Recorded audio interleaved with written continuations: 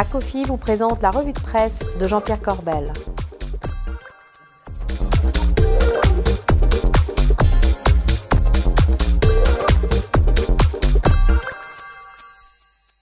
Bonjour à tous et bienvenue dans la revue de presse de Jean-Pierre Corbel. Jean-Pierre, bonjour. Bonjour Isor, je suis très heureux de vous retrouver. Moi aussi. Écoutez, sauf qu'on ne sait toujours pas où est Bogdan, mais moi, comme d'habitude, j'ai des infos. On me dit qu'il est au large de Chypre. J'ai des images satellites, regardez, ça va très vite. Ah non, je vais pas passer la nuit là. Bogdan, si tu nous entends, ne t'inquiète pas, on envoie les secours. Alors Jean-Pierre, trêve de plaisanterie. Alors votre décodage maintenant sur l'affaire chypriote. Alors, 4 leçons à tirer. Première leçon, une banque peut faire faillite en zone euro, ça on l'a vu hier soir. Deuxième leçon, un état de droit peut prélever sur votre compte sans préavis que vous soyez ou non résident. Et ça sous pression de l'Europe et principalement de l'Allemagne. Écoutez Wolfgang Schäuble sur le sujet, c'est le principal artisan du dossier chypriote. Man muss ja den Menschen in Zypern erklären, dass das zyprische Wirtschaftsmodell. Les Chypriotes doivent comprendre que leur modèle économique, à savoir une fiscalité faible pour attirer les investisseurs étrangers, ce modèle a échoué. Mais il a raison, non? Il faut unifier la fiscalité européenne, Jean-Pierre. Alors, on peut être d'accord sur tout, mais dans un état de droit, on organise les choses avant. Or, regardez cet article dans Le Point. Le Premier ministre russe, dont les compatriotes étaient les plus touchés par cette éventuelle taxe, dit, je le cite, « Disons-le franchement, cela ressemble à une confiscation de fonds étrangers ». On verra si cette taxation va avoir lieu ou non in fine, mais en tout cas, elle laissera des séquelles en zone euro, c'est certain. Mais dites-moi, il fallait bien sauver le système bancaire chypriote. Ah ben alors si vous voulez qu'on taxe, Isor, on y va. Alors on va faire de la politique fiction si vous voulez bien. Alors regardez bien, l'épargne des Français c'est 10 000 milliards d'euros. Je parle de l'épargne en général, pas de l'épargne liquide seulement. Eh bien il suffit de prendre 15%, ça n'est rien Isor, 15% sur l'ensemble de cette épargne. Et d'un coup d'un seul, ardoise magique, la dette française est effacée et la crise est finie. Isor, je me demande ce qu'on attend. Vous allez loin, mais d'accord. Alors maintenant, la troisième leçon de cette crise. Alors la troisième leçon, c'est une jurisprudence européenne sur la protection des dépôts bancaires à hauteur de 100 000 euros. Monsieur Barnier s'exprime très sérieusement dans les Échos et je vais le citer. Il déclare qu'il est soucieux et comptable du respect de la directive de 2008 qui garantit dans toute l'Europe et à tout le monde les dépôts bancaires en dessous de 100 000 euros. Ça, c'est dit, Isor, et c'est une bonne nouvelle pour les épargnants. Très bien, et alors maintenant la quatrième leçon. Alors c'est peut-être la plus embêtante, c'est une tension extrême des peuples en zone euro.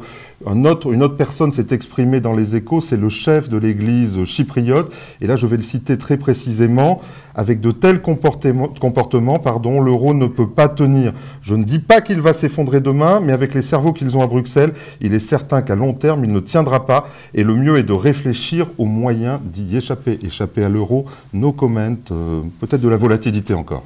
Alors est-ce qu'on peut imaginer une situation de ce type en France? Alors dans le JDD, le gouverneur de la Banque de France, M. Noyer, nous affirme que non, je ne vois pas ce qu'il pourrait dire d'autre, et ça semble un vœu pieux parce qu'il déclare, écoutez-le, qu'en théorie, on pourrait imaginer des banques françaises fermées pendant plusieurs jours dans une situation comme ça, pas rassurant quand même. Bon alors on quitte Chypre maintenant pour la fin de cette revue et on va donc en France. Alors à la une cette semaine, c'était la taxe à 75%. Effectivement, alors je ne sais pas si c'est le top ou le flop de la semaine, mais la taxe de 75%, c'est fini. Gérard revient, plus de taxes sur les super riches. Le Conseil d'État s'est exprimé et il dit qu'il serait inique de taxer les riches au-delà de 66%. Ça n'est pas un signe cabalistique. Et 2/3 donc TTC, ça veut dire avec les prélèvements sociaux, les taxes foncières, etc. Le gouvernement a pris acte et bizarrement, il a descendu ce niveau à 60%. On ne comprend pas pourquoi. Peut-être pour préparer de futurs nouveaux prélèvements sociaux. En tout cas, on a un bouclier fiscal à 60%. On y est presque avec les taux actuels. Et pourtant, certains caciques du PS et du gouvernement pensent encore qu'on va taxer très fort les super riches. Écoutez M. Sapin sur le sujet. Il n'y a aucune raison de renoncer à un effort supplémentaire pour les plus riches des plus riches des plus riches des Français. Allez comprendre, Monsieur Sapin, il doit se shooter à la méthode Coué.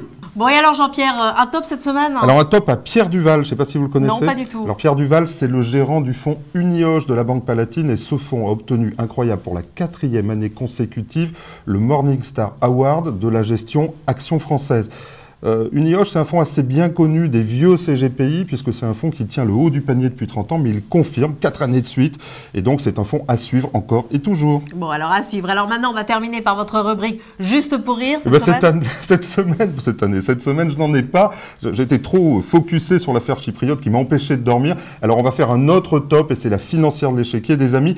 Alors, pourquoi? Parce que leur pub, que vous allez voir, leur nouvelle pub, a été sélectionnée dans le zapping de Canal. Ça mérite d'être remarqué. Regardez un extrait de cette pub. Il y a deux façons de concevoir la finance. Spéculer de plus en plus vite sur les marchés et prendre de plus en plus de risques. Ou alors, aller sur le terrain, comme les gérants de financière de l'échiquier.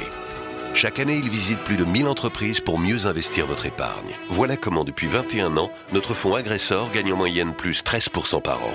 Bravo à la communication de la financière de l'échiquier, amusant cette pub.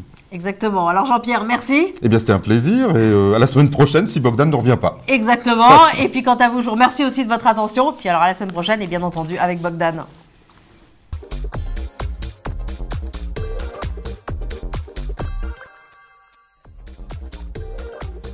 Ce programme vous a été présenté par Akofi.